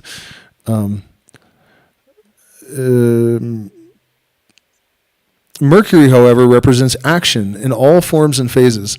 He is the fluidic basis of all transmission of activity. And on the dynamic theory of the universe, he is himself the substance thereof. He is, in the language of modern physics, that electric charge, which is the first manifestation of the ring of 10 indefinable ideas, as previously explained. He is thus continuous creation. Logically also, being the word, he is the law of reason or of necessity or chance, which is the secret meaning of the word, which is the essence of the word and the condition of its utterance.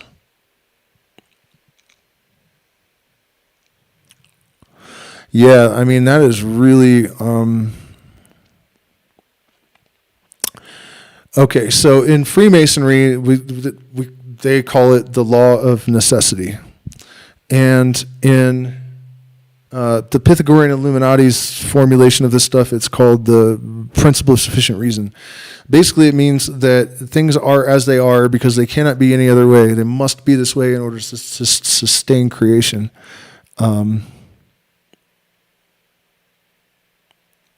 On the dynamic theory of the universe, he is himself the substance thereof. In the language of modern physics, the electric charge, which is the first manifestation of the ring of the 10 indefinable ideas, as previously explained, he is the continuous creation. Logically, also being the word, he is the law of reason or of necessity or chance, which is the secret meaning of the word, which is the essence of the word, and the condition of its utterance. This being so, and especially because he is duality, he represents both truth and falsehood, wisdom and folly. Being the unexpected, he unsettles any established idea and therefore appears tricky. He has no conscience, being creative. If he cannot attain his ends by fair means, he does it by foul. The legends of the useful Mercury are therefore legends of cunning. He cannot be understood because he is the unconscious will. His position on the tree of life shows the third Sephirah, Bina, understanding, as not yet formulated, yet less the false Sephirah, Da'at, knowledge. From the above, it will appear that this card is the second emanation from the crown, and therefore, in a sense, the adult form of the first emanation, the Fool, whose letter is Aleph, the unity. These ideas are so subtle and so tenuous on these exalted planes of thought that definition is impossible.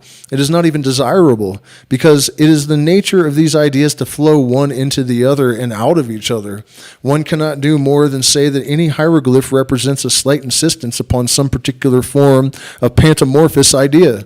In this card, the emphasis is upon the creative and dualistic character of the path of Beth. In the traditional card, the disguise is that of a juggler. This representation of a juggalo is one of the crudest and least satisfactory in the medieval pack. He is usually represented with a headdress shaped like the sign of infinity in mathematics. This is shown in detail in the card called the Two of Discs. He bears a wand with a knob at each end, which was probably connected with the dual polarity or electricity, but it is also the hollow wand of Prometheus that brings down fire from heaven. And do not forget to be like a hollow tube and bring down fire from heaven. The main interference pattern that will prevent you from doing that is fear. And so you're welcome for that. And he's usually represented with a headdress and fire in his head and shit. On a table of altar behind which he is standing are the three other elemental weapons. With the wand he createth he. With the cup preserveth he. With the dagger destroyeth he. With the coin redeemeth he.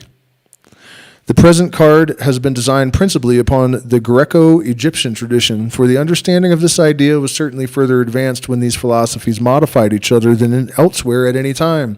The Hindu conception of Mercury, Hanuman, the monkey god, is abominably degraded. None of the higher aspects of the symbol are found in his cult. The aim of his adepts seems principally to have been the production of a temporary incarnation of the god by sending the women of the tribe every year into the jungle.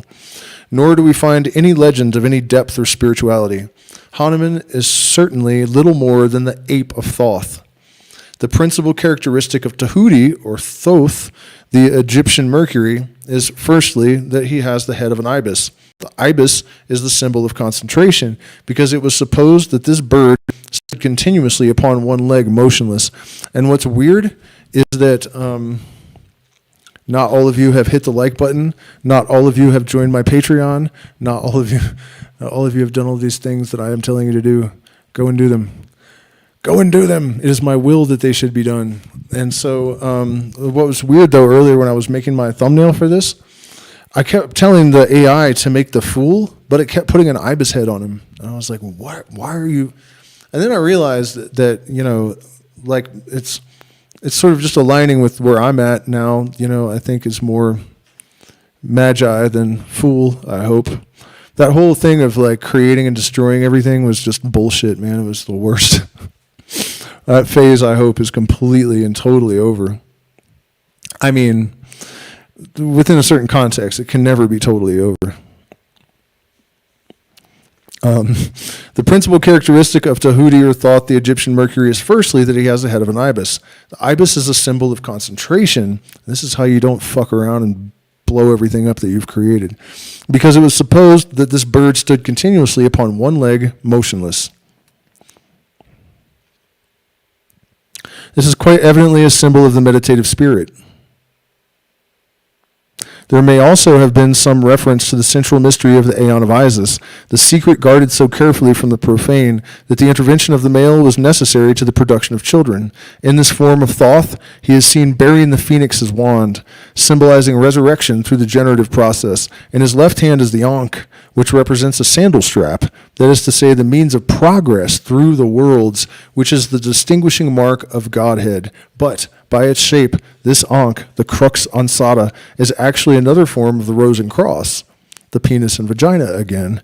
And this fact is perhaps not quite such an accident as modern Egyptologists preoccupied with their attempted refutation of the phallic school of archaeology would have supposed.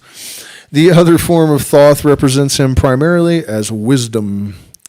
And the word, he bears in his right hand the style, and in his left the papyrus. He is the messenger of the gods. He transmits their will by hieroglyphs intelligible to the initiate and records their acts. But it was seen from very early times that the use of speech or writing meant the introduction of ambiguity at the best and falsehood at the worst. They therefore represented Thoth as followed by an ape, the Cynocephalus, whose business was to distort the word of the god, to mock, to simulate, to deceive.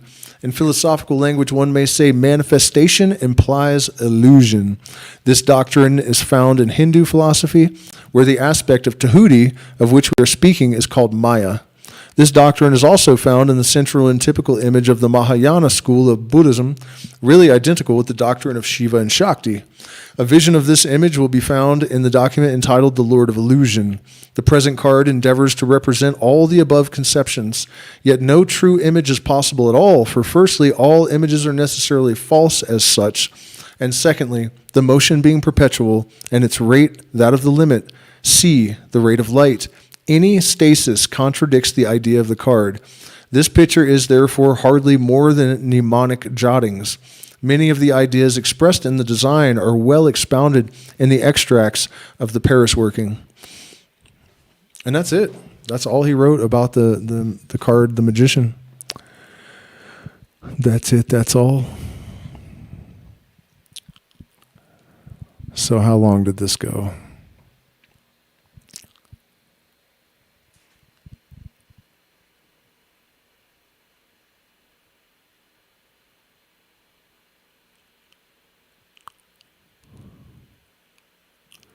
Barbara Bush is Crowley's daughter. I'm not so sure about that. It could be true, though, because her mother, I guess, actually did go to a sex magic ritual. I don't know. Some guy said that he made that up or something, but I guess Courtney must have left the chat. I was hoping to give her some marriage advice, Like maybe, I don't know how much a contract is wherever you live, or maybe just don't do it would be good advice. So anyways, guys, I have to get up in the morning and sacrifice several goats and drink their blood and then circumambulate Widdershins around the temple 666 times before collapsing in a state of energized enthusiasm and conjuring forth. I'm totally joking. I have to bring my guitar to Cusco tomorrow, and so I have to get up really early because it's going to take the guy 6 hours. I'm going to have to just hang around Cusco for 6 hours. But you know what? There are ruins and shit all around Cusco. So I can literally go up to the Temple of Luna, and like I have appointments during the day, and I can sit in a Incan temple and just like do my appointments on my phone. I'm talking like a 5-minute walk from downtown. They're just everywhere around Cusco. So pretty wild. I'm definitely really tired. I got the coca quantity exactly right. It was perfect, except that I choked on it and now my throat hurts. But it was exactly enough to get me through the stream with enough focus and concentration, diligence and energy, determination and willpower. Remember, guys, the most complete set of talents and virtues is totally useless in the absence of willpower and discipline. Shall I say it again? The most complete set of talents and virtues is totally useless in the absence of willpower and discipline. And there are no excuses in this day and age, man. I just got the paid version of ChatGPT. And I'm like, look, I need to make a bunch of money, and I need to get in shape more, and I need to write a book. I need to do all this stuff, and I have 12 hours a day, 14 hours a day. How about 14 hours a day? And it was like, all right, well, here's your schedule. Everything, you know. And then, you know, you can click on the schedule, and it will tell you how to do the shit in the schedule in case you don't know. You know, you might have to copy and paste it and put it in the prompt. But you got no fucking excuses not to exercise your will at this point in human history.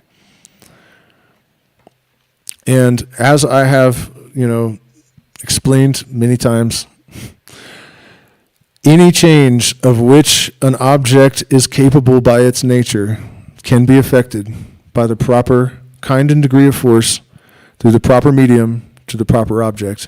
Any failure only proves that some part of the process has not been fulfilled. That's it. So, if you want to get her done, and you know, I'm feeling like we need a revolution, and if we don't, or revolute, we're gonna fucking die or worse. So we better pull it together. Align yourself with the AI. You know, it'll tell you what tokens to buy too, man. Like people are getting crazy rich this time. It's even crazier than the last bull run. You know, people spending like $200 on Twitter. They posted both. There was $250, and like 7 days later, they had $500,000. It was this one transaction. Buying some fucking meme coin, you know. So I'm just thinking that if enough of us that are of the right kind of predisposition can acquire that kind of power, we might actually could do something. And I don't care what, you know, the hippies out there that say, oh, we don't need money, we just need to go get in touch with nature and shit. Okay, good luck, because it doesn't work like that. Not going to work like that. They turn the power out and you're done, you know, most of you. So I think empowering ourselves along the lines of like the reality that we live in probably makes more sense than just saying, and I'm not saying you shouldn't get in touch with nature. Of course you should. What you think I'm doing in the jungle all the time and stuff, you know? But still, that's my orientation at the moment anyways. I'm like mostly focused on trying to analyze what's going on with all of these AI cryptos and figure out which one is about to blow up. Because that's what we need more than anything, is resources. You know? Some of the rules of this world are dictated to us and not by us. And one of those is that money is power and power is money. And people that are spiritual and don't like money don't like power. People that like power and money don't like spirit.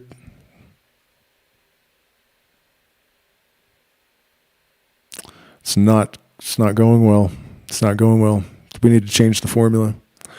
So thank you guys so much for spending this time with me. Please hit the like button, share, subscribe, and join my don't join my PayPal. Pay me millions of dollars. So you can actually email me Lamborghinis. I can 3D print them, and they won't drive, but I can put them in the front yard on cinder blocks and confuse the shit out of people like some white trash billionaire. Good night, guys. Thank you so much for spending this time with me. I hope it was of profound benefit, and I will be back on Wednesday with some music for us.